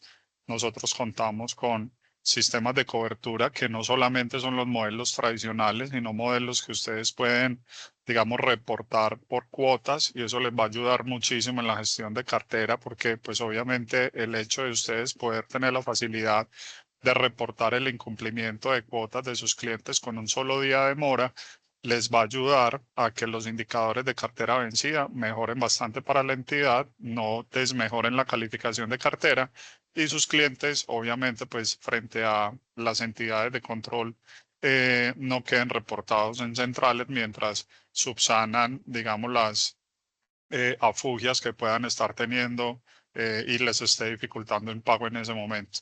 Tenemos coberturas en las cuales ustedes pueden escoger la comisión. Nosotros no intervenimos las políticas de otorgamiento de crédito de su entidad. Para nosotros es transparente el nivel de riesgo que ustedes quieran asumir y la política interna que tengan para el otorgamiento según el análisis de scoring que hagan. Entonces nosotros no tenemos la letra pequeña en el contrato que en algún momento les va a decir de que no pagamos una cobertura por esto o no pagamos una cobertura por otra cosa, sino que somos transparentes en ese sentido y, digamos, descargamos en cada una de las entidades, digamos, la responsabilidad de seguir manejando correctamente su política de gestión de otorgamiento de crédito. Tenemos la facilidad de que si ustedes, por ejemplo, tienen cartera de libranza, cartera de consumo, clasifiquen según el nivel de riesgo, el nivel de comisión que le quieren otorgar a cada uno de esos clientes. Si es un cliente con un scoring seguro y con bajo riesgo, ustedes le pueden otorgar una comisión baja. Si es un cliente con un nivel de riesgo moderado o alto, le van a poder obtener, dar una comisión un poquito más alta, y obviamente el sistema con el que ustedes estén cubriendo las operaciones colocadas en el mercado va a estar, digamos, muy vinculado al manejo de riesgo interno que se le dé a cada una de las entidades. Tenemos recuperación de cartera. Nosotros, pues obviamente en el primer modelo de fianza, al estar otorgando sistema de fianza, nosotros digamos, cobijamos la recuperación de esa cartera, pero también tenemos la capacidad en este momento de que las entidades que tienen algunos inconvenientes con tema de cartera, nosotros les solicitamos algunos datos y los podemos estar acompañando con tecnología de última, digamos, generación, más el call center que nosotros contamos para poder apoyarlos en la gestión de esa cartera. Nuestro índice de recuperación de cartera está por encima del 37%, que es, digamos, bastante competitivo frente a los call centers que propiamente están dedicados a la obtención de este resultado. Obviamente tenemos en un tercer momento el tema de consultoría en gestión de riesgos. Acabaron de escuchar a Hugo, que es uno de los consultores expertos que nosotros tenemos en nuestro equipo, porque nosotros no entregamos tecnología huérfana. Nosotros en ningún momento les vamos a entregar a ustedes una plataforma para, digamos, la gestión de sus riesgos y les vamos a dejar solo la tecnología. Por el contrario, nosotros los vamos a formar y los vamos a acompañar en ese proceso donde ustedes, digamos, puedan implementar los sistemas de riesgo que así requieran y alcanzar las metas óptimas para su entidad. Y tenemos programas de soporte de base tecnológica. Nosotros acompañamos todo lo que es el componente de compliance. Siéntanse en la tranquilidad de obtener cualquier tipo de asesoría por medio de nosotros, que obviamente va a tener un soporte tecnológico de última, digamos, generación. La cobertura de nosotros es bastante, digamos, diferencial con lo que podemos encontrar en el mercado. Nosotros estamos haciendo la gestión de formalización de esos reportes de reclamaciones entre 9 y 40 minutos aproximadamente. Entonces, digamos que la rapidez con la que ustedes pueden obtener los recursos que reclaman va a gestionar una mejora en la liquidez de la organización y pues obviamente a mejorar muchos procesos ahí hacia adelante. Ya para cerrar, nosotros tenemos una cobertura que hoy por hoy en el mercado, digamos, está bien posicionada, que es la cobertura Monte Carlo, en la cual se evidencia de que el mercado no es, digamos, estático, por el contrario, el mercado es dinámico.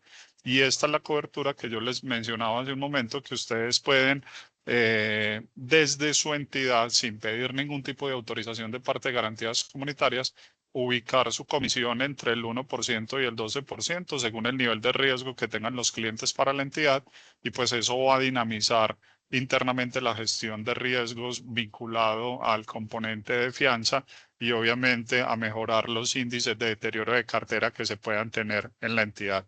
Les agradezco de nuevo muchísimo este espacio. Espero que si desean tener un espacio con nosotros para mirar tanto el tema de consultoría en riesgos, algunas inquietudes, digamos, de forma individual para cada una de las entidades. Yo entiendo de que este tipo de eventos dejan mucho conocimiento y dejan muchas preguntas, pero hay veces uno se reserva un poco de hacerlas en público. Pues obviamente aquí estamos muchas entidades reunidas, lo pueden hacer tranquilamente. Estos son los datos de contacto, nos pueden escribir. Agendamos una reunión con el equipo de consultoría en cabeza de Hugo, y si desean de pronto tener algún conocimiento de cualquier otro tipo de productos de los cuales yo les acabo de ofertar, con demasiado gusto hacemos un espacio, hablamos con las personas correspondientes a su entidad, digamos, para dar las explicaciones o resolver las dudas que se tengan, y pues estamos a su disposición. Recuerde que somos un aliado estratégico en consultoría, un aliado estratégico en fianza, un aliado estratégico en repotenciación de carteras y en ofertas tecnológicas en la debida, digamos, conexión de lo que es rentabilizar el riesgo dentro de la entidad. Para todos un excelente resto de semana y muchas gracias por participar en este tipo de eventos. Los estaremos invitando a otros próximos webinars. Muchas gracias. Gracias a todos. Tengan feliz resto de día. Muchas Muchas gracias por el gracias. espacio. Hasta Feliz luego. día.